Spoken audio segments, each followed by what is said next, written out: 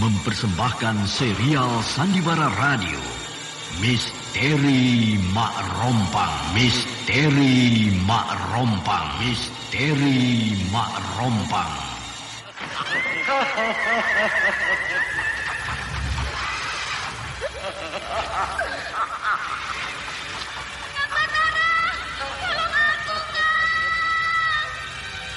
Cepat kemari, Wulan. Mak Rompang. Kisah bangkitnya kembali setiap 200 tahun. Seorang anak manusia yang dapat berganti wajah dan wujud. Terkadang menjadi seorang gadis cantik teramat cantik. Terkadang menjadi seorang nenek tua renta buruk rupa yang selalu menimbulkan prahara dan malapetaka mengerikan bagi umat manusia.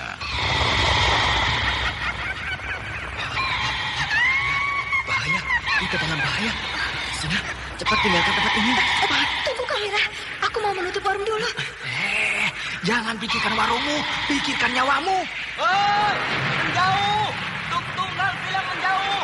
Takut itu berapa panas. Tuk Tunggal ada di mana, Wira? Tuk Tunggal berada di dalam kabut. Hei, penyihir semua. Penyihir keluar dari desa.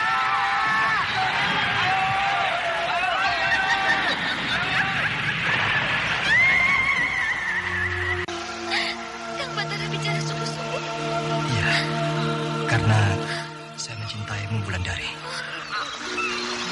Mak Rompang diselingi pula tawa ria penuh canda serta kisah cinta kasih yang penuh dengan liku-pilu kehidupan dari dua insan manusia. Awas di belakangmu, Wulandari.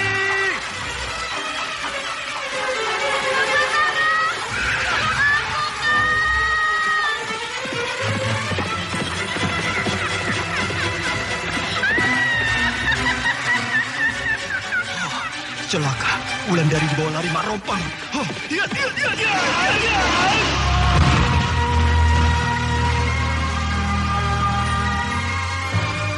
Didukung artis-artis terkenal Ferry Fadli, Yvonne Rose, Anna Sambayot, dan sederet bintang-bintang terkenal lainnya.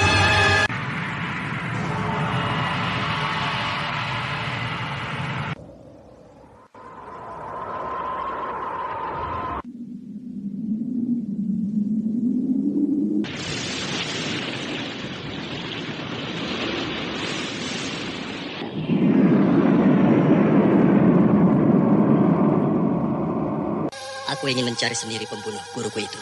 Tapi Kanjeng, kami mohon supaya Kanjeng tetap berada di dusun Panggalo ini. Andai saja Nyi Guru masih hidup, pasti kita bisa memecahkan isi kitab ini dengan mendengarkan petunjuk-petunjuk beliau.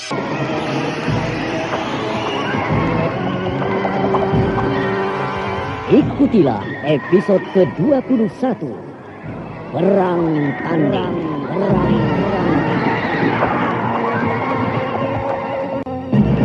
Naskah karya Asmadi Syafar.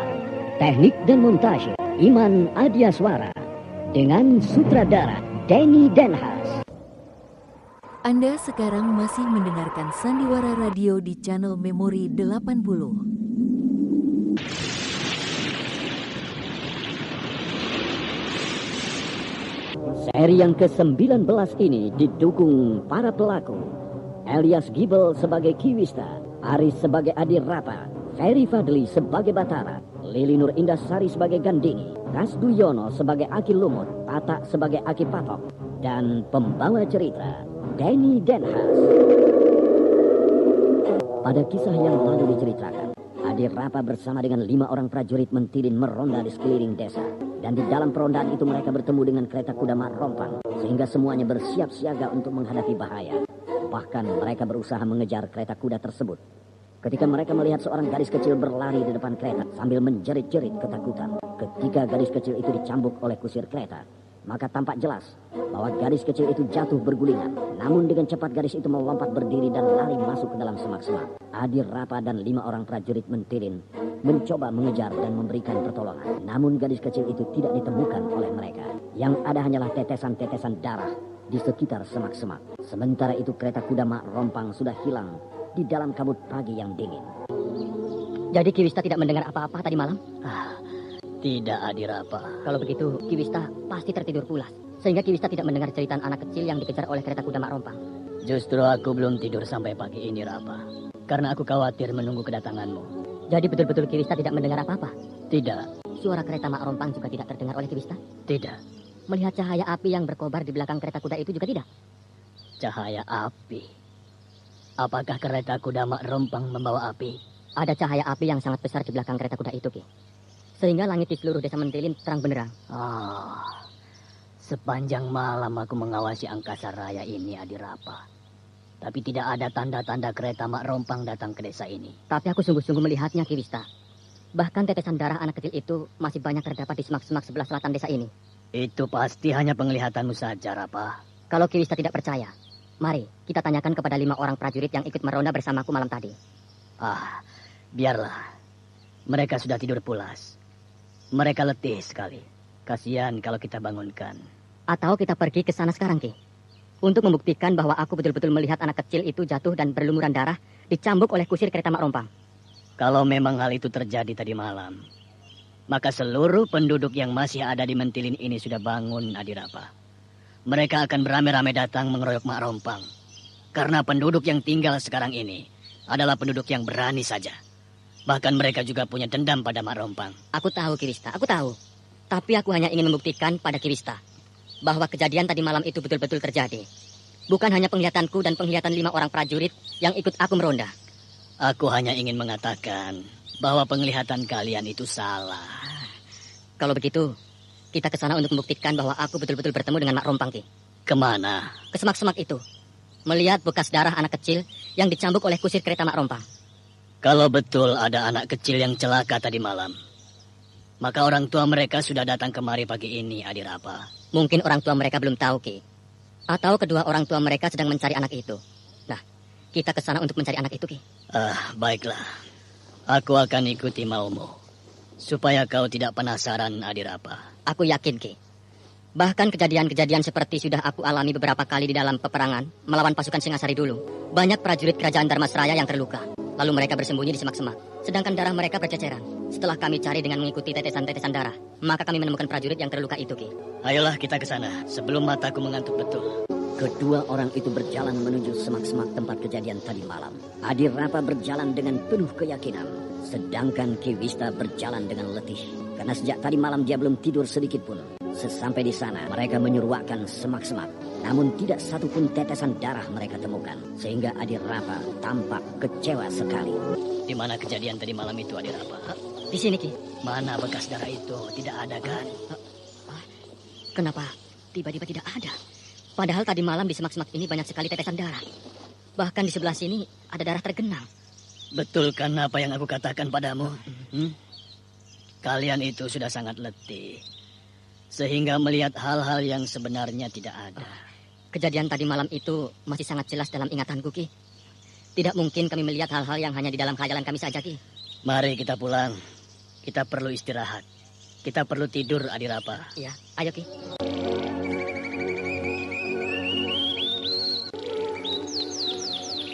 Sore ini sudah 3 hari Wulandari melakukan semedi dan puasa. Tinggal 4 hari lagi. Maka selesai semedi yang dilakukan oleh Wulandari itu. Hah? Dari ubun-ubun kekasihku itu keluar cahaya terang. Padahal kemarin belum ada kejadian seperti yang aku lihat sekarang ini. Wulandari tampak cantik sekali. Apalagi hari bertambah gelap. Sehingga sinar yang keluar dari ubun-ubun Wulandari bertambah terang. Sementara keringat membanjiri pipinya. Keringat Wulandari yang jatuh satu-satu dari dahinya. Bagaikan mutiara yang bersinar terkena sinar bulan. Ini saat yang menjaga Wulandari dengan hati-hati. Karena inilah puncak semedinya yang tidak boleh terganggu sedikit pun. Kalau dia terkejut, walau hanya sekejap, maka Wulandari pasti akan memuntahkan dari segar. Karena seluruh tenaganya sedang dikeluarkan melalui sinar di ubun-ubunnya itu. Batara beranjak perlahan-lahan dari duduknya, seolah-olah dia tidak mau Wulandari terganggu dengan kehadirannya. Lalu Batara berjalan perlahan-lahan di sekeliling telaga sore, kemudian berhenti di ujung telaga.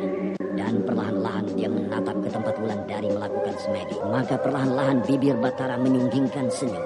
Karena dari tempatnya berdiri tampak Wulandari beramat cantik dan anggun. Gadis itu seolah-olah duduk di lingkaran lampu yang terang di kepalanya. Semakin malam, sinar yang tampak itu semakin terang.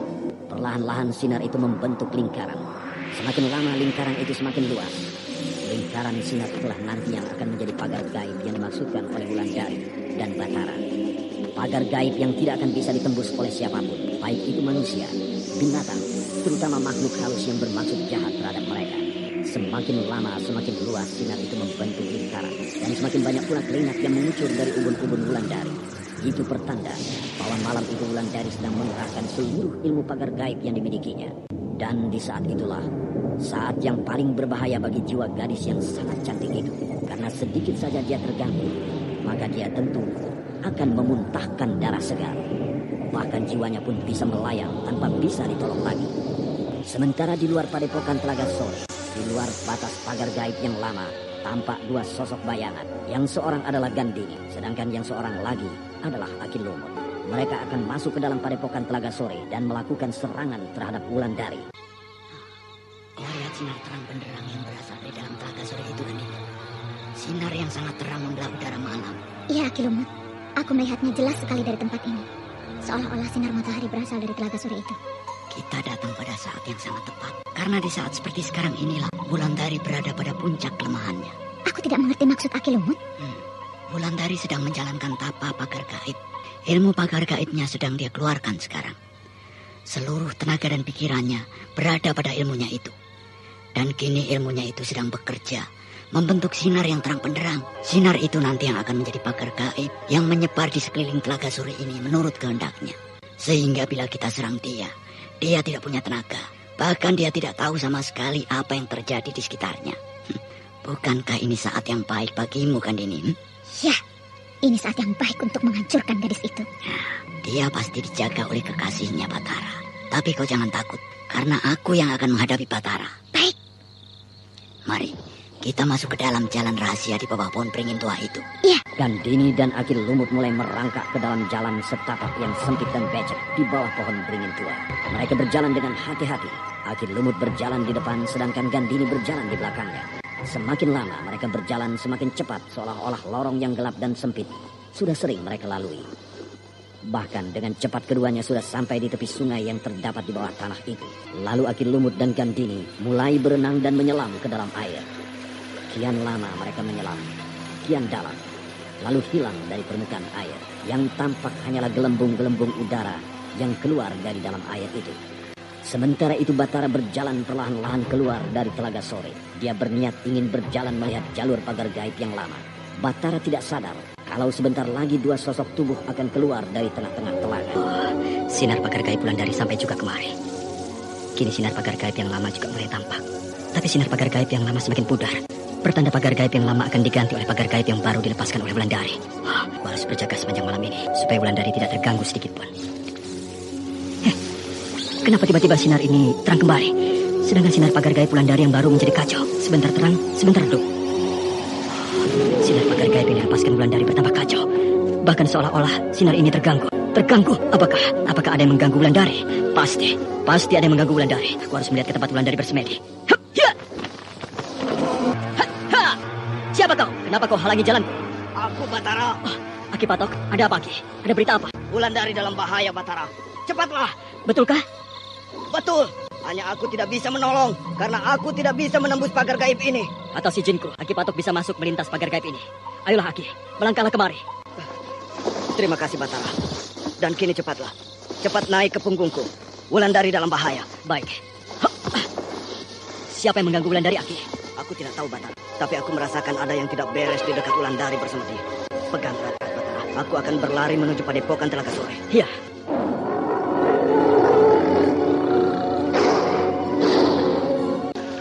Lihat kan ini. Gerak air yang ramai ini saja sudah membuat Wulandari gelisah. Sehingga sinar dari atas ubun-ubunnya menjadi tidak keruan cahayanya. Aneh. Suara langkah kaki kita yang berjalan di dalam telaga ini saja sudah membuatnya gelisah. Apalagi kalau kau tiba-tiba menyerangnya, maka aku pastikan dia akan mati seketika. Kalau begitu, akan aku serang dia sekarang. Anda sekarang masih mendengarkan Sandiwara Radio di channel Memori Karena 80. Wulandari itu dijaga oleh Bathara. Sejak tadi aku belum melihat di mana Bathara berjaga-jaga. Suasana sekeliling padepokan ini sepi. Mari kita keluar perlahan-lahan dari dalam Telaga Sore ini. Iya. Kita sudah sampai di dalam. Sedangkan di sekitar padepokan ini sepi saja. Berarti Bathara tidak ada di sini. Aki Lumut yakin? Ya, Aku yakin. Batara meningkatkan penjagaannya terhadap Wulandari supaya kekasihnya bisa melewati masa berbahaya itu. Namun Batara tidak tahu kalau ada bahaya yang sedang mengintai mereka. Bahaya yang datang dari Gandini dan Aki Lumut. Cepat Gandini, cepat. Apakah betul-betul sudah aman di sekitar sini, Aki Lumut? Aman. Aku masih khawatir kalau Batara menyerangku dengan tiba-tiba. Aku rasa Batara sedang tidak berada di padepokan Telaga Sore ini. Kalau tiba-tiba dia datang dan menyerangmu, maka aku tidak akan tinggal diam. Baik. Ayolah, cepat naik ke atas batu karang itu dan langsung lepaskan serangan maut ke arah Wulandari yang sedang bersemedi. Jangan khawatir, Aki Lumut. Kalau hanya melepaskan serangan maut kepada sasaran yang diam, itu bukan pekerjaan sulit bagiku. Bagus. Ya!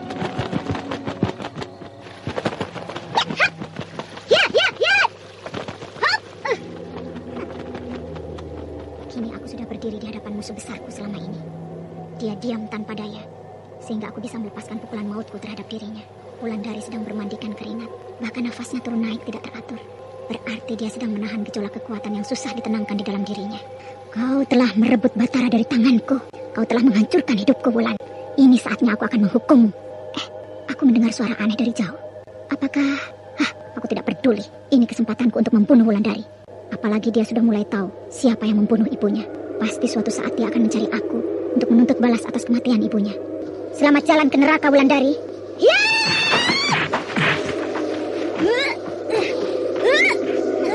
Mampus kau sekarang, Wulandari. Awas Gandini.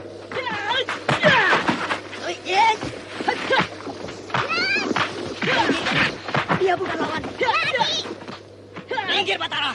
Biar aku yang menghadapi laki-laki busuk ini. Kau bantulah Wulandari supaya dia cepat tertolong.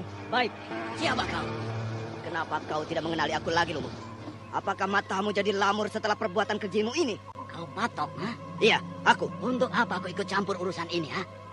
Seharusnya aku yang bertanya padamu. Untuk apa kau masuk kemari? Padahal tempat ini sudah terlarang untukmu. Untuk siapa saja yang tidak mendapat izin dari pemilik tempat ini. Tapi kau tetap memaksa masuk. Sehingga tentu kau mempunyai niat buruk. Rupanya kau menuduh aku mengerjakan pekerjaan buruk, Patok, ha? Sudahlah, Lumut. Kau jangan terlalu banyak bicara. Kalau kau memang satria, kalau kau tidak punya niat jahat, tinggalkan tempat ini. Aku tidak akan meninggalkan tempat ini selama tempat ini dipagar oleh mereka. Karena tempat ini adalah tempat aku berenang dan bermain-main. Kenapa baru sekarang kau berniat seperti itu?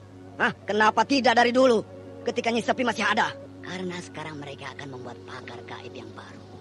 Mereka akan memperluas daerah yang dikuasai mereka. Kalau hanya sekedar untuk bermain-main, Lumut, masih banyak tempat lain selain Telaga Sore ini. Rupanya kau mencari-cari ribut denganku, Patok. Kau yang mencari ribut, Lumut. Buktinya kau sudah masuk ke tempat yang sebenarnya bukan hakmu. Diam kau harimau busuk. Kau yang harus diam, belut tua. Wulandari. Wulandari kembali muntah darah segar, sehingga Batara bertambah erat memegang tubuh kekasihnya itu. Dia baringkan tubuh itu perlahan-lahan di atas batu karang. Lalu ia coba mengerahkan tenaga dalamnya untuk menghentikan darah yang masih keluar dari mulut Wulandari. Sementara itu Aki Lumut dan Aki Patok sudah siap untuk bertarung. Melihat keadaan yang tidak menguntungkan itu, Gandini menjauh dari tempat kejadian. Apalagi ketika Batara memandangnya dengan pandangan tajam, sehingga terasa bulu kuduk Gandini berdiri. Seolah-olah pandangan Batara itu adalah suatu pertanda bahwa Batara tidak akan segan-segan untuk membunuhnya. Karena dia sudah mencederai Wulandari. Pertarungan dari dua makhluk aneh itu sudah dimulai. Aki Lumut melesat dengan cepat, sementara Aki Patok bergerak lambat namun mantap setiap langkah yang dilakukannya. Tapi justru gerakan Aki Patok yang membuat dia sulit meladeni sengatan-sengatan pukulan yang dilepas oleh Aki Lumut. Sehingga tubuh Aki Patok banyak terluka. Tiba-tiba Aki Patok menerkam tubuh Aki Lumut. Mereka bergulingan di tanah. Aki Patok menghimpit tubuh Aki Lumut, sehingga Aki Lumut sulit bernapas. Karena tenaga Aki Patok sangat besar. Maka tiba-tiba Aki Lumut merubah diri menjadi seekor belut putih yang besar. Lalu belut itu menyerang tubuh Aki Patok dengan gigi-giginya yang tajam. Kembali tubuh Aki Patok luka-luka berlumuran darah. Akan tetapi tiba-tiba tubuh yang kekar dan berlumuran darah itu berubah menjadi seekor harimau putih yang besar dan ganas. Lalu harimau yang sudah terluka itu menerkam belut putih besar yang sedang mengangakkan mulutnya. Sehingga pertarungan sengit kembali berlangsung. Kali Kini Aki Patok tidak memberikan kesempatan kepada lawannya untuk menyerang. Bahkan harimau itu menggeram dan menggigit ekor belut putih tersebut. Sehingga belut putih menggeletar kesakitan. Darah semakin banyak berceceran. Sementara belut putih meluncur cepat ke dalam telaga. Harimau putih tidak tinggal diam. Dia menerkam belut tersebut sehingga air telaga menyembul ke atas. Air itu berwarna merah. Melihat keadaan itu, Gandini menjadi cemas. Dengan cepat dia melompat-lompat ke dalam air telaga sore. Namun secepat itu pula Batara melompat menghadangnya.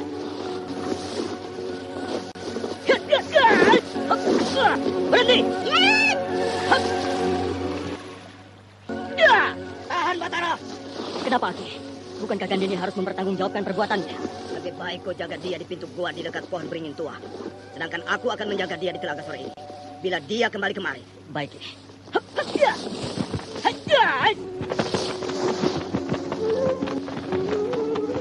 Dengan cepat Batara melompat keluar dari padepokan telaga sore. Dia mengejar Gandini ke arah pohon beringin tua di luar padepokan telaga sore. Lompatan-lompatan Batara bagaikan kilat untuk bisa sampai dengan cepat ke tempat yang dia tuju. Walaupun hari tengah malam, namun Batara bergerak dengan hebat sehingga tidak pernah satupun pohon besar yang dia tabrak. Lalu ketika ia sudah sampai di dekat pohon beringin tua, ia berhenti. Matanya tajam memandang ke arah mulut gua yang terdapat di sana. Akan tetapi Batara cukup menunggu lama sebelum ada tanda-tanda bahwa dari mulut gua Gandini dan Aki Lumut keluar perlahan-lahan. Batara memperhatikan kedua orang itu dengan tegang. Sudah. Anda sekarang masih mendengarkan Sandiwara Radio di channel Memori 80. Aki Lumut terluka. Kita harus mencari tempat yang lebih aman. Di sini saja. Oh, kau? Iya, aku. Mau apa kau mencegat kami, Batara? Mau membunuhmu. Apa salahku? Karena kau telah masuk tanpa izin ke padepokan telaga sore. Siapapun boleh masuk ke sana. Karena daerah ini bukanlah daerah kekuasaan Kerajaan Panggalo. Manusia tidak berbudi kamu. Apa maksudmu aku tidak berbudi, Batara? Apakah begini caranya kamu membalas kebaikanku, Gandini? Apa yang telah aku lakukan terhadapmu, Batara? Kau telah mencelakakan Wulandari, sehingga Wulandari dalam keadaan bahaya. Aku tidak mencelakakannya. Dia saja yang tidak siap, sehingga keadaannya seperti itu. Kau telah berlaku curang dan ini. Mana buktinya? Laki-laki harimau? Ini, aku membawa Wulandari di atas punggungku. Wulan? Turunkan dia perlahan-lahan dari punggungku, Batara. Iya. Nah, ini perbuatanmu. Kalau kau kesatria, tidak begini caranya, Gandini. Baik, aku menantangmu berkelahi 1 lawan 1, Wulandari. Mana mungkin, Gandini? Apa yang terjadi malam ini? Karena dendamku pada Wulandari. Sekarang jangan halangi aku. Biarkan aku menyelesaikan urusan aku dengan Wulandari. Baik, Gandini. Aku terima. Aku terima tantanganmu. Jangan, Wulandari. Jangan. Kau sedang terluka parah. Tidak mungkin kau akan bisa menghadapi Gandini sekarang. Berarti kau sudah takluk padaku, bukan Wulandari? Aku belum takluk. Aku belum menyerah kalah. Aduh. Jangan, Wulan. Kau tidak akan bisa menghadapinya. Berdiri saja kau tidak sanggup. Kau terluka parah. Kalau kau ingin juga mengadakan perang tanding dengan Wulandari, Gandini, sebaiknya kau tentukan waktunya. Tapi jangan sekarang. Karena Wulandari terluka parah karena perbuatan kejimu. Baik, aku tantang dia untuk perang tanding sebulan lagi di saat bulan purnama penuh. Aku terima tantanganmu itu, Gandini. Bagus. Sekarang pergilah kau istirahat. Mari, Aki Lumut. Kita tinggalkan tempat ini. Iya.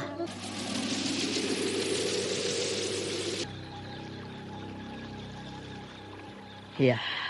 Ternyata sekarang semuanya jelas. Gandini bukanlah orang yang baik seperti yang selama ini aku duga. Gandini memang bukan orang baik. Bukankah dia telah mencuri kitab 2 mustika dari padepokan ini, Batara? Betul, Aki Patok. Dia mencuri kitab itu bersama dengan laki-laki siluman belut putih. Aku tidak menyangka kalau Aki Lumut akan memihak Gandini. Karena aku tahu betul bahwa Aki Lumut itu baik. Bukan seperti yang aku lihat tadi. Aduh.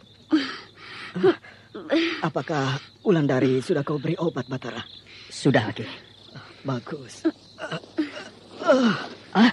Aki Patok. Aki Patok pingsan. Batara, Aki Patok. Aduh, Aki Patok terlalu banyak mengeluarkan darah dari tubuhnya sehingga dia pingsan. Sebaiknya baringkan di sini. Iya. Biar Wulan, kau jangan bergerak dulu. Diam saja di situ. Biar aku saja mengangkatnya.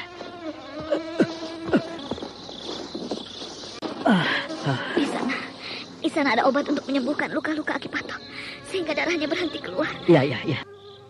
Apakah malam ini aku akan melihat kereta kuda Mak Rompang lagi? Kalau malam ini aku melihat kereta kuda itu lagi, apakah yang harus aku lakukan? Sedangkan Ki Wista tidak percaya kalau aku melihat kereta siluman itu tadi malam. Aku harus menunjukkan pada mereka bahwa aku adalah seorang perwira pilihan yang terlatih. Aku tidak akan menyerah begitu saja terhadap hal-hal yang mengerikan sekalipun. Kau melamun, Adirapa? Aku sedang memikirkan bagaimana cara menghadapi kereta kuda Mak Rompang kalau kereta kuda itu muncul malam ini di Mentilin. Untuk memberantas Mak Rompang bukan hal yang mudah, Adirapa, tapi merupakan hal yang sulit. Bahkan semenjak dulu sudah banyak korban jatuh menghadapi Mak Rompang, dan tidak satu pun yang berhasil. Bahkan mereka menjadi korban keganasan Mak Rompang. Aku rasa aku akan sanggup menghadapinya. Jangan takabur, karena Mak Rompang bukan lawan yang enteng. Tapi aku sudah terlatih menghadapi hal-hal yang sulit di dalam tugasku di Ibu Kota Raja, sehingga aku tidak akan mundur menghadapinya. Semoga kau berhasil, sehingga Den Ayu Gandini tidak akan susah-susah lagi mencari ilmu pemunahnya. Nah, itu. Ada apa, Adirapa? Kereta kuda itu datang lagi, Ki Wista. Mana? Dengar itu, Ki Wista. Nah, betul kan, Ki? Betul kan kereta kuda itu datang lagi? Itu bukan suara kereta kuda. Bukan suara kereta kudanya Mak Rompang. Lalu suara apa, Ki? Entahlah, aku tidak tahu. Suara seperti itu baru kali ini aku dengar. Mari kita hadang, Ki. Ayo. Tunggu dulu. Kita jangan bertindak gegabah. Suara ini pasti dari kereta siluman itu, Ki. Adirapa? Ada apa? Kenapa kau menghadangku dengan pedang terhunus begitu? Den Ayu, maaf. Saya kira... Kamu kira siapa? Saya kira yang datang kemari adalah kereta kuda Mak Rompang. Aneh. Kedatanganku kau kira Mak Rompang. Maaf, Den Ayu.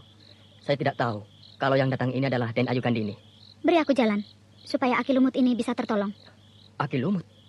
Siapa itu, Den? Sudah, cepat minggir. Aki Lumut butuh perawatan. Aki Lumut? Mana orang yang bernama Aki Lumut itu, Den?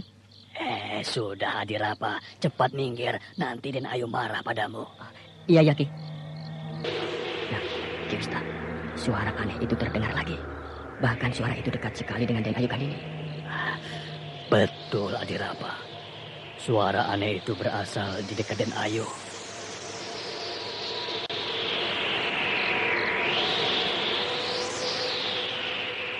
Aku tidak melihat orang yang bernama Aki Lumut. Mana orang itu, Ki? Aku juga tidak melihat siapa-siapa bersama Den Ayu, kecuali Den Ayu Gandini sendiri. Apa Den Ayu?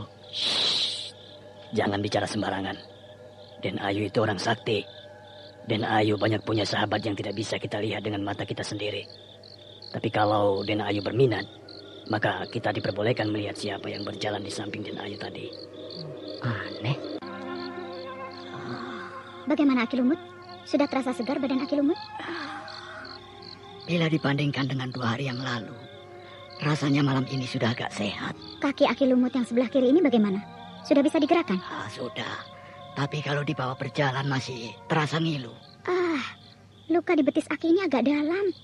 Mungkin itu sebabnya masih terasa ngilu dibawa berjalan. Luka itu karena dicakar oleh harimau putih sialan itu. Entah dari mana datangnya harimau itu. Tiba-tiba saja dia sudah menghadangku. Sehingga gagal semua rencana kita. Aku juga heran, Aki. Dari mana datangnya laki-laki tua yang bisa merubah dirinya menjadi harimau putih yang besar? Dia itu sama dengan aku, Gandini. Dia adalah seekor harimau putih yang sakti. Sehingga bisa merubah dirinya menjadi manusia. Dia bernama Aki Patok. Aku sudah lama kenal dengan dia. Hanya yang aku heran, kenapa tiba-tiba dia bisa mengabdikan dirinya kepada Batara? Dulu dia mengabdi kepada siapa, Aki Lumut? Entahlah, aku tidak tahu. Karena aku sudah sangat lama tidak keluar dari sarangku. Sehingga aku tidak tahu lagi perkembangan yang terjadi di dunia ini. Kalau harimau itu mengabdi kepada Batara, tentu kita dalam bahaya, Aki. Kau jangan takut, Gandini. Ilmuku tidak di bawah Aki Patok itu. Hanya malam itu aku sedang sial saja. Sehingga aku dapat dikalahkannya.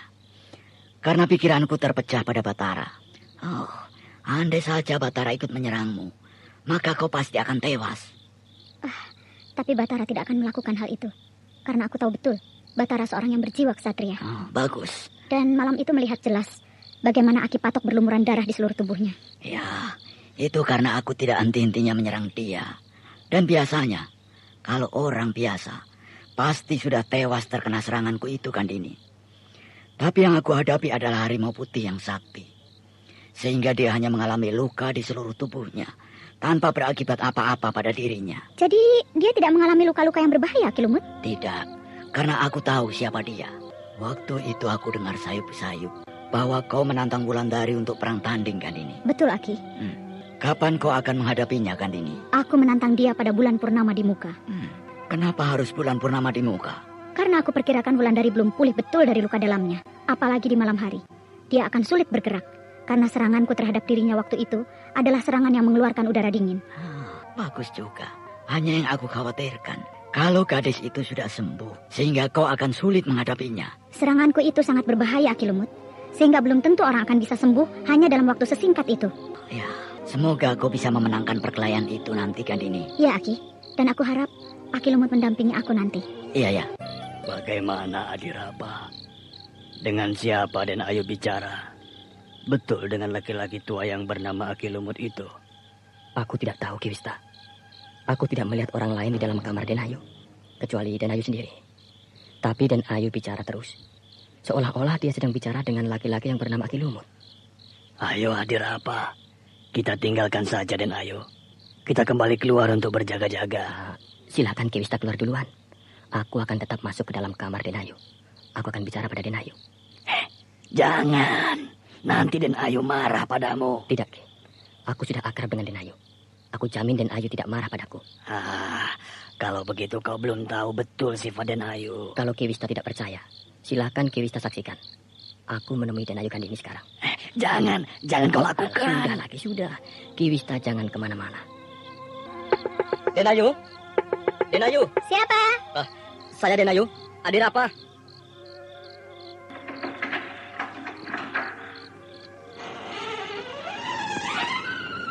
Kau, ada perlu apa? Saya ingin bertemu dengan Den Ayu. Untuk apa? Saya ingin bicara dengan Den Ayu. Aku tidak ada waktu malam ini, besok saja. Tapi Den... Apa kata-kataku tadi belum jelas olehmu, Adiraba? Maaf Den, saya sudah jelas. Nah, pergilah. Jangan ganggu aku malam ini. Baik Den, permisi. Dengan rasa kecewa yang teramat sangat, Adiraba meninggalkan tempat itu. Sementara Ki Wista perlahan-lahan keluar dari tempat persembunyiannya. Lalu laki-laki tua itu mengikuti Adiraba dari belakang. Sementara itu, Gandini dan Aki Lumut juga mengalami hal yang sama. Aki Lumut belum pulih dari luka-luka yang diderita. Sehingga Gandini terpaksa menunggui Aki Lumut siang malam di dalam kamarnya. Namun Ki Wista dan Adiraba menjadi heran. Mereka hanya mendengar Gandini berbicara dengan seseorang, tetapi mereka tidak melihat orang yang diajak bicara itu.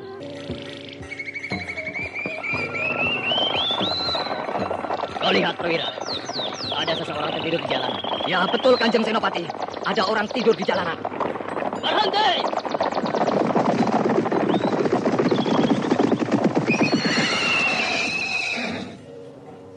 Coba periksa Perwira. Kenapa laki-laki itu tidur di jalan ini? Siaga Kanjeng Senopati. Kanjeng Senopati, laki-laki ini bukan tidur, tapi dia sudah jadi mayat. Tampaknya mayat laki-laki ini adalah penduduk Panggalo, Kanjeng Senopati. Kau yakin, Perwira? Yakin, Kanjeng Senopati. Ini tandanya. Di lengannya ada lambang kerajaan Panggalo. Lambang kerajaan Panggalo? Iya. Coba, balikan badannya. Supaya aku bisa melihat jelas muka mayat ini. Siaga, Kanjeng. Turambing. Betul, Kanjeng Senopati. Mayat ini adalah Turambing, salah seorang prajurit sandi kerajaan Panggalo. Siapa yang telah membunuh? Anda sekarang masih mendengarkan Sandiwara Radio di channel Memori karena orang-orang 80. Darmasraya sudah mempunyai dendam terhadap kita orang-orang Panggalo. Mari, kita urus mayat Turambing ini sebagaimana mestinya. Siaga, Kanjeng. Hoi, kalian kemari semua. Ayo, kalian. Dengar, urus mayat Turambing ini sebaik-baiknya. Siaga, Kanjeng. Aku merasa heran, Perwira. Turambing pasti dibunuh di sekitar tempat ini. Padahal tempat ini sudah termasuk kekuasaan kerajaan Panggalo. Apakah sudah sejauh ini orang-orang Darmasraya masuk ke tempat ini? Mungkin orang-orang Darmasraya yang membayangi rombongan kita, Kanjeng Senopati. Sehingga mereka dipergoki oleh Turambing. Mungkin Turambing menegur mereka, sehingga terjadi pertengkaran. Karena Turambing sendiri, maka Turambing tewas di tangan mereka. Jalan pikiranmu bisa aku terima. Sebaiknya kita harus lebih waspada. Apalagi di dalam rombongan kita ini Tidak ada lagi Kanjeng Gusti Batara dan Den Ayu Wulandari. Sehingga kekuatan kita menjadi agak lemah. Betul, Kanjeng. Kita harus lebih waspada. Walau ibu kota Panggalo sudah tidak jauh lagi dari tempat ini. Setelah menguburkan mayat seorang prajurit sandi kerajaan Panggalo yang bernama Turambing, rombongan kerajaan Panggalo yang dipimpin oleh Senopati Padatu melanjutkan perjalanan mereka menuju ibu kota kerajaan Panggalo. Dan setelah beberapa hari yang lalu, mereka meninggalkan ibu kota kerajaan Dharmasraya. Rombongan itu sebenarnya disertai oleh Batara dan Wulandari. Namun di tengah perjalanan, Batara dan Wulandari memisahkan diri. Mereka berdua menuju Padepokan Telaga Sore. Keduanya menghadapi kejadian pahit di Padepokan itu. Karena Wulandari tiba-tiba diserang oleh Gandhiri ketika Wulandari sedang melakukan semedi. Hari masih siang. Senopati Padatu dan rombongan terus menempuh perjalanan menuju ibu kota Panggalo. Kini mereka menempuh perjalanan dengan penuh waspada. Karena mereka menganggap orang-orang Dharmasraya sedang membayangi rombongan mereka.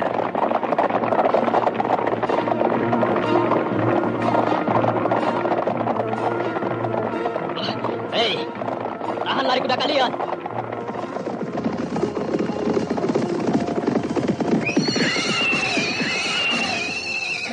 Perhatikan, seorang petugas sandi memberi tanda pada kita untuk berhenti. Betul, Kanjeng Senopati. Nah, siapkan senjata kalian. Lalu kita dekati tempat petugas sandi itu bersembunyi. Ayo, maju perlahan-lahan. Berhenti. Ada apa, prajurit? Ada mayat tergantung di atas pohon, Kanjeng Senopati. Mana? Itu Kanjeng Senopati, di atas pohon. Aku yakin mayat itu adalah orang Panggalo lagi. Bagaimana, Kanjeng? Apakah akan kita turunkan saja mayat itu? Iya, turunkan mayat itu. Prajurit yang lain akan menjagamu dari serangan gelap. Siaga, Kanjeng Senopati. Prajurit sandi itu tangkas sekali, Prawira. Dia dengan cepat sudah sampai di atas pohon. Dia memang mempunyai keterampilan khusus pengintai di atas pohon, Kanjeng.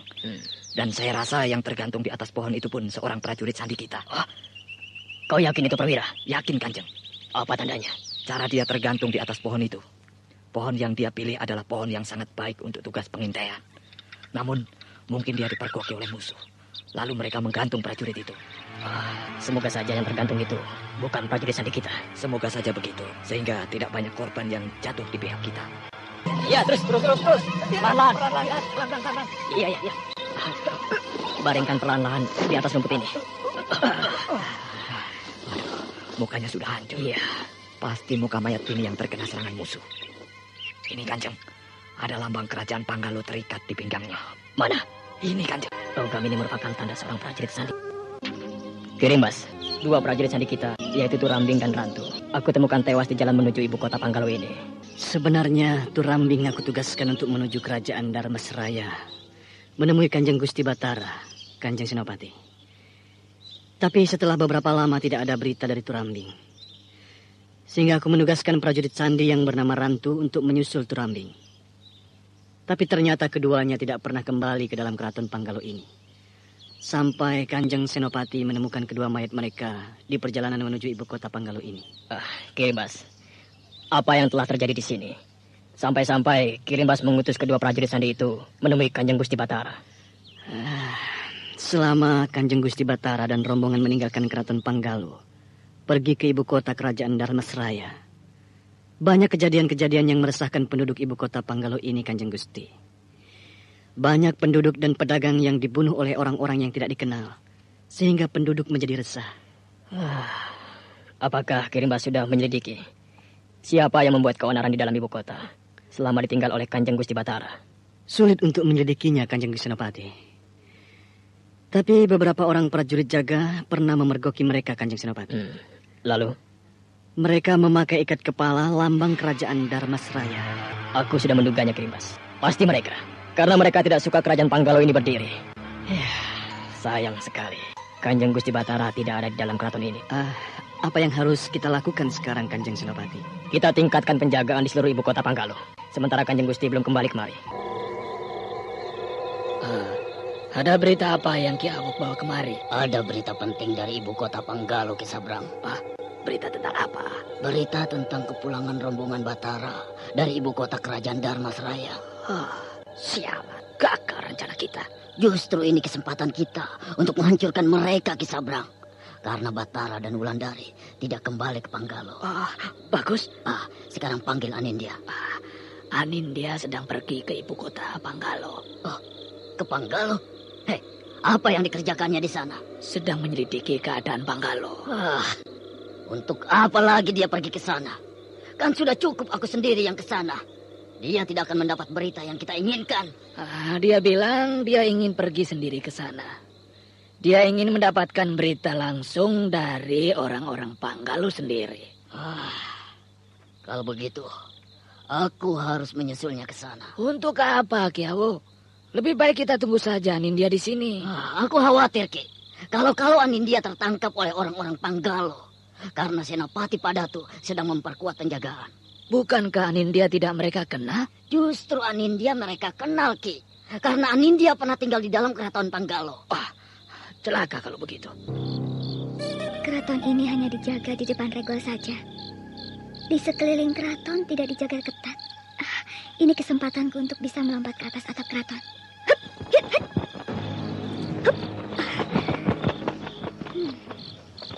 Dari atas atap ini, tampak keraton Panggalo sepi saja.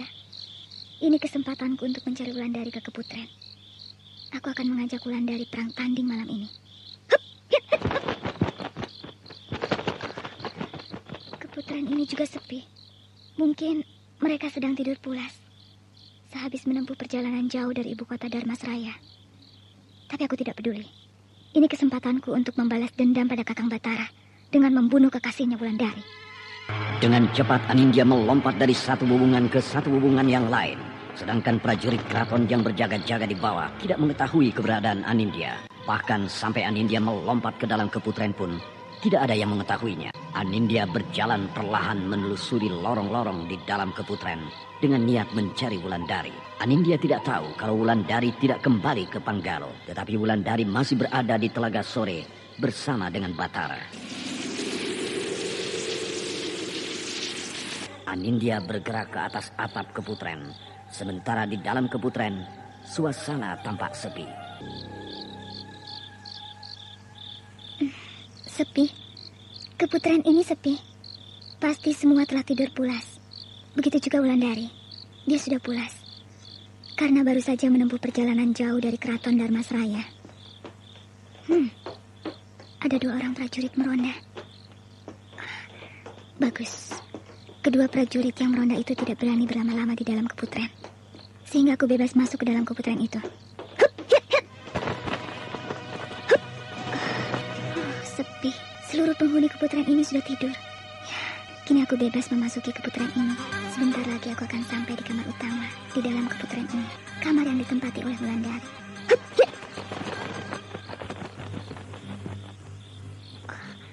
Kamar ini juga sepi. Tidak ada tanda-tanda ada prajurit yang mengawal. Kesempatan untukku masuk ke dalam kamar ini.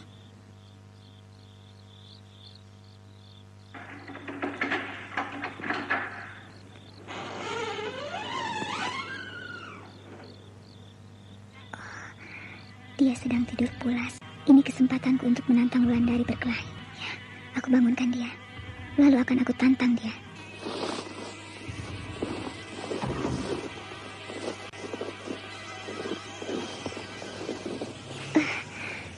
Bangun kau, Wulandari.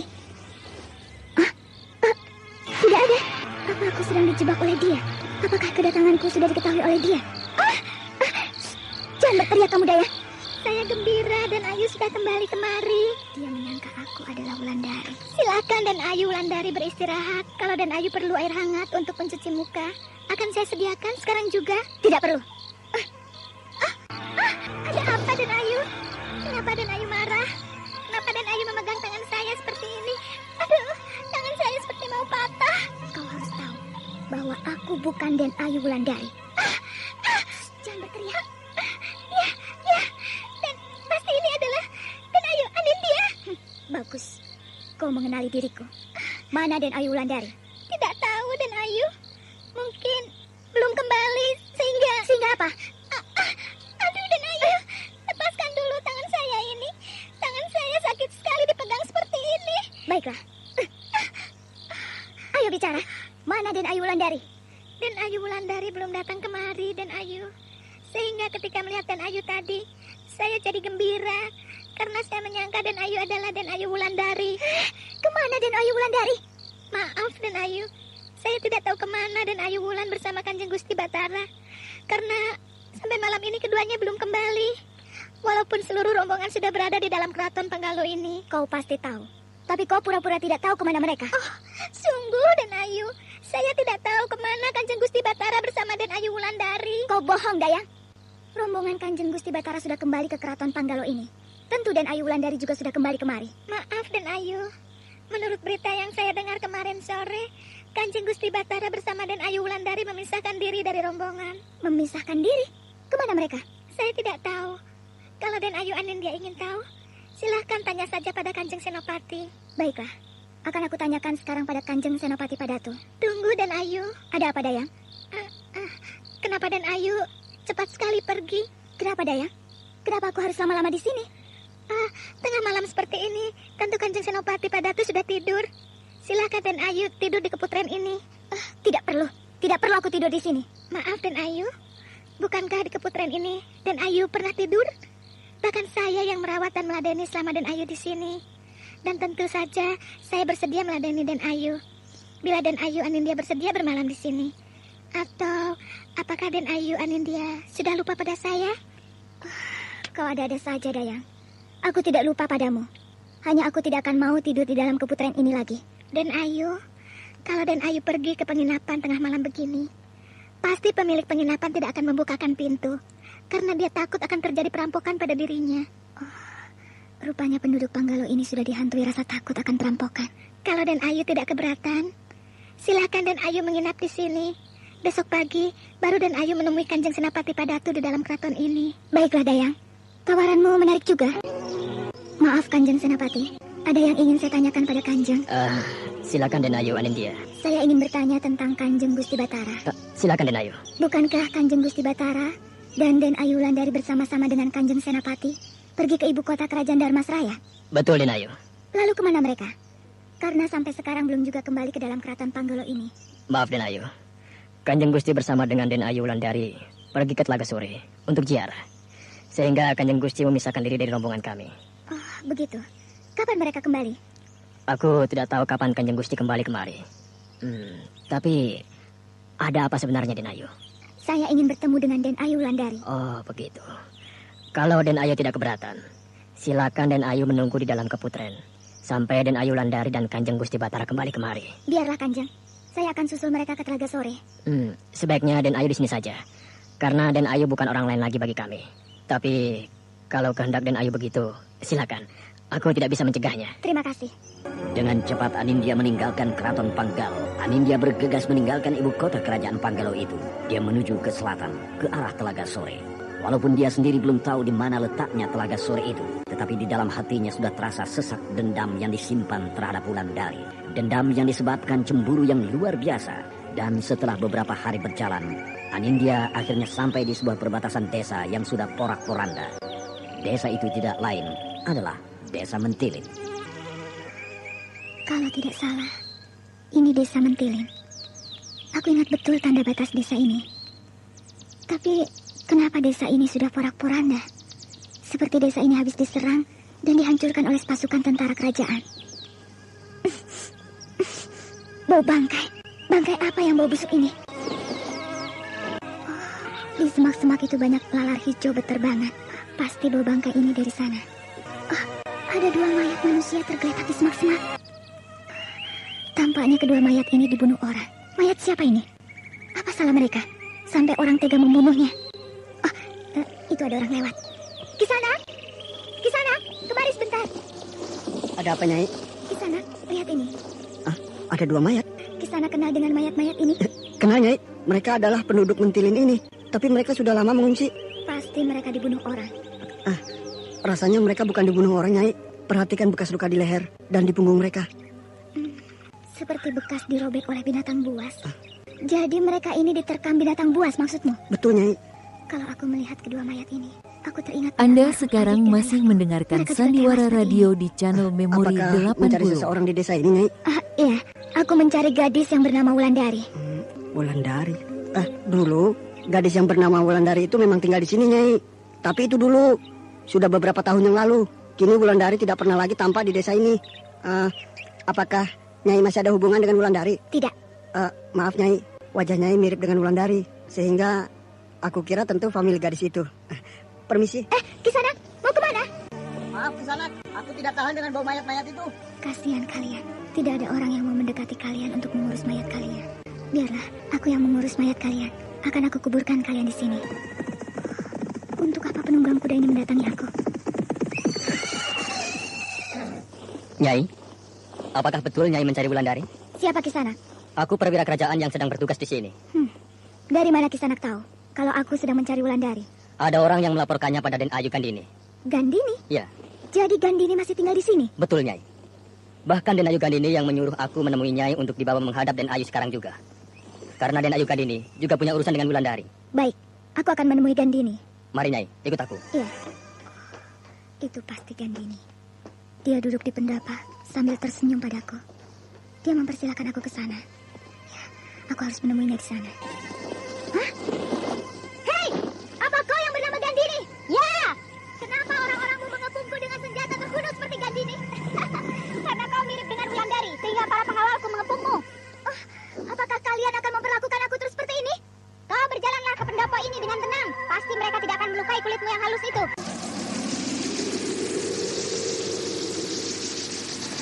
Minggir kalian, atau aku hajar kalian satu-satu. Hei, apa kalian tidak mendengar bahwa aku disuruh menemui pimpinan kalian di pendopo itu? Minggir, ternyata kalian ini mampus.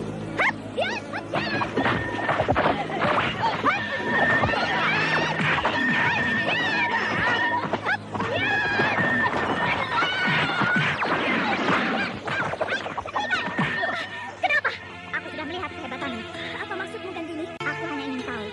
Sebenarnya dan sejauh mana kehebatanmu?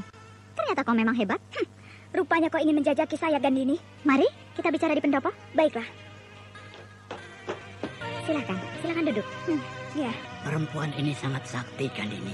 Ajaklah dia bekerja sama untuk menghadapi Batara, Aki Patok, dan Wulandari. Betul, Aki Lumut. Penglihatanku juga begitu. Aku kagum pada kehebatan ilmumu, Anindya. Aku ingin menjalin kerjasama denganmu. Dari mana kau tahu nama saya, Gandini? Kenapa kau tertawa? Apa ada yang lucu dari ucapan saya? Tidak ada. Lalu dari mana kau tahu nama saya Gandini? Dari dia? Dari dia? Atau dari laki-laki yang duduk di sebelah kananmu itu? Laki-laki tua yang mana, Nindya? Yang ini? Bukan.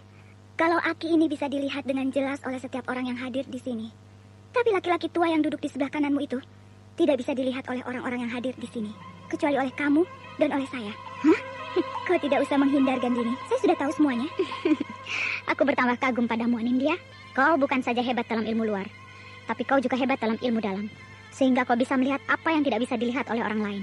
Apakah Kiwista melihat ada orang lain yang duduk di samping Den Ayu sekarang ini? Aku tidak melihat siapa-siapa, Adirapa. Aki tidak usah menyembunyikan diri dari penglihatan orang yang hadir di sini. Perlihatkanlah wujud Aki. Untuk menghormatimu, Anindya, aku akan memperlihatkan diriku di hadapan yang hadir di pendapa ini. Betul-betul seorang laki-laki tua yang duduk di sebelah kanan Den Ayu Gandini. Siapa nama Aki yang terhormat ini? Aku bernama Aki Lumut, Anindya. Aki Lumut? Rupanya dia yang bernama Aki Lumut, Adirapa. Iya, pasti laki-laki ini yang sering diajak bicara oleh Den Ayu Gandini. Dan baru sekarang aku melihat wujudnya. Namanya Aki Lumut, berarti berlumut. Tapi ternyata laki-laki tua ini klimis dan bersih. Aku sendiri kagum melihat kehebatanmu, Anindya. Padahal kau masih muda sekali. Tapi kepandaianmu sangat luar biasa. Apa maksud kedatanganmu kemari, Anindya? Saya tidak bermaksud apa-apa kemari. Kebetulan, saya berjalan melintas di desa ini. Lalu saya terkejut melihat keadaan desa Mentilin yang sudah berantakan seperti ini. Karena dulu desa ini tidak seperti apa yang saya lihat sekarang. Kalau menilik wajahmu, pasti kau yang pernah membuat heboh di Tegal Sari dulu, Anindya. Karena wajahmu mirip sekali dengan Wulandari. Bahkan tentu kau pernah dulu datang ke desa ini untuk mencariku, Anindya. Betul kan begitu? Ya, betul. Apakah kedatanganmu sekarang ini sama dengan kedatanganmu beberapa waktu yang lalu? Tadi kan saya sudah bilang bahwa saya ke desa ini hanya kebetulan lewat. Saya tidak punya urusan apa-apa denganmu, Gandini. Sehingga saya tidak perlu mencarimu. Jadi hanya semata-mata mencari Wulandari? Ya. Dan apakah kau tahu jalan ke Telaga Sore? Hati-hati, Gandini. Perempuan ini mungkin saja berpihak pada Wulandari. Sehingga di pihak lawan kita akan bertambah banyak tenaga yang hebat. Iya, Aki. Apa maksudmu pergi ke sana, Anindya? Saya ingin membuat perhitungan dengan Wulandari. Kenapa? Apakah kau punya dendam terhadap perempuan itu? Iya. Dendam apa? Karena dia sudah merebut kekasih saya seenaknya saja. Merebut kekasihmu? Siapa kekasihmu itu, Anindya? Batara. Hati-hati Gandini, persoalannya sama dengan persoalanmu. Siapa tahu dia hanya bicara begitu untuk memancing kemarahanmu saja, sehingga dia akan menantangmu berkelahi. Jadi, maksud Aki Lumut, perempuan ini orang suruhan Batara dan Wulandari? Ya, betul sekali. Mungkin saja Batara dan Wulandari ingin menguras tenagamu sebelum hari pertarunganmu dengan Wulandari tiba. Mereka menyuruh perempuan ini datang kemari untuk menantangmu berkelahi. Bahkan mereka berharap agar perempuan ini bisa melumpuhkan bahkan membunuhmu, sehingga Wulandari tidak punya beban lagi di bulan purnama mendatang untuk bertarung denganmu. Iya ya, bisa saja begitu. Ayo, katakanlah, supaya saya bisa ke sana sekarang juga untuk menantang Wulandari. Kau bicara sungguh-sungguh, Anindya? Oh, jadi rupanya sejak tadi kalian tidak percaya dengan apa yang saya katakan. Kalau begitu, saya tidak akan berlama-lama di sini. Saya harus mencari Telaga Sore itu sendiri. Tunggu. Tenanglah dulu. Kami pasti mau membantumu menunjukkan di mana Telaga Sore. Tapi kau harus bicara dulu sungguh-sungguh pada kami. Apa saya dari tadi tidak bicara sungguh-sungguh? Apakah saya tampak main-main bicara di hadapan kalian? Padahal saya sudah terangkan sejelas-jelasnya pada kalian bahwa saya akan menantang Wulandari berkelahi. Karena perempuan itu tidak punya rasa terima kasih, tidak punya perasaan. Seenaknya saja dia merebut kekasihku. Padahal dia sudah ditolong oleh ayah saya. Dia dirawat dan tinggal lama di tempat kami. Itulah, begitu rupanya caranya dia membalas kebaikan ayah saya. Siapa ayahmu, Anindya? Dan di mana ayahmu itu sekarang? Ayah saya sudah meninggal beberapa waktu yang lalu. Ayah dan adik saya meninggal diterkam binatang buas. Oh, maaf. Aku turut berduka cita atas kematian ayahmu itu. Nah, apalagi yang kalian mau? Baiklah, aku akan menunjukkanmu jalan ke Telaga Sore. Kau akan diantar oleh Wirapan ini ke sana. Namanya Adirapa. Oh, kau... Iya, aku. Baik, ayo, kita berangkat sekarang. Pergilah, antar gadis ini ke Telaga Sore, Adirapa. Silakan, Ayu. Dengan rasa bahagia, Adirapa mengantar dan mengawal Anindya berangkat ke Telaga Sore. Karena sejak pertama kali Adirapa melihat Anindya di semak-semak dekat batas desa tadi sore, dia sudah terkesima oleh kecantikan Anindya. Bahkan sejak tadi, matanya tidak putus-putus memandang wajah Anindya. Semakin dipandang, semakin berdegup keras jantungnya. Maka ketika Gandini menyuruhnya mengawal Anindya ke Telaga Sore, Adirapa tidak menolak. Bahkan seolah-olah dia mendapat suatu berkah yang luar biasa. Sebelum berangkat, Adirapa mendapat pesan khusus dari Gandini. Kemudian mereka menunggang 2 ekor kuda menuju Telaga Sore.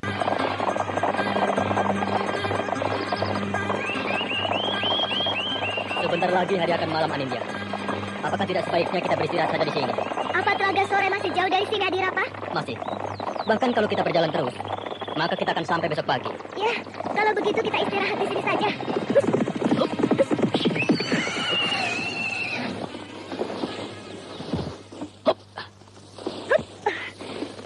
Aku membawa tenda. Kita akan memasang tenda untuk bermalam di sini. Silakan. Kau tidak usah menolongku. Kau duduk sajalah. Biar aku sendiri yang akan memasang tenda ini. Siapa yang akan menolongmu? Dengan cepat dan tangkas, Adirapa memasang tenda kecil yang dibawanya. Sementara Anindya menambatkan kedua kuda tunggangan mereka. Lalu Anindya duduk di sebuah tunggul kayu. Sesekali Adirapa melirik kepada Anindya. Sedangkan gadis itu tidak mempedulikan. Anindya asyik melihat kejauhan, ke arah sinar matahari yang sudah berwarna lembayung di kaki langit. Lalu mata Anindya memperhatikan iring-iringan kalong keluar dari sarang mereka. Binatang malam itu sudah bangun untuk mencari makan. Dan tidak lama, tenda itu sudah terpasang. Tenda itu cukup untuk 3 orang. Lalu Adirapa mendekati Anindya. Ayo, Anindya. Tendanya sudah terpasang. Hah? Cepat sekali kau memasang tenda itu, Adirapa. Sebagai seorang perwira kerajaan, aku sudah terlatih memasang tenda seperti itu. Mari, kita lihat tenda itu. Baik. Oh, tenda ini cukup bagus. Ruangan di dalamnya lega. Ya, tenda ini cukup untuk tidur 3 orang. Oh. Bagaimana? Lebih baik kita duduk-duduk di dalam tenda ini daripada di udara terbuka itu. Ayo, duduk. Iya. Bagaimana? Saya baru sekali ini berada di dalam tenda seperti ini. Saya suka berada di dalam tenda ini. Di sini hangat. Ini tenda pasukan kerajaan. Tenda ini dibuat sebagus mungkin, supaya orang yang berada di dalam ini merasa hangat.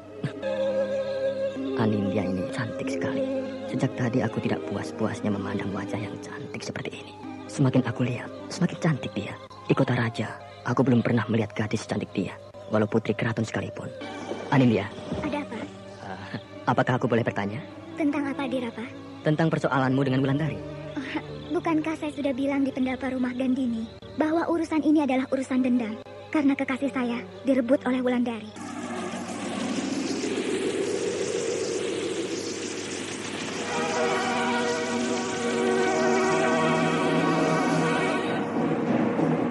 Demikianlah tadi serial Sandiwara Radio Misteri Mak Rompang episode ke-21 Perang Tanding.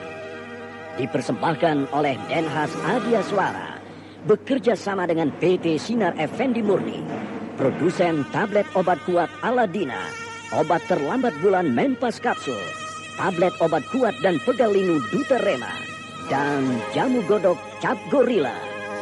Terima kasih atas perhatian Anda. Sampai jumpa.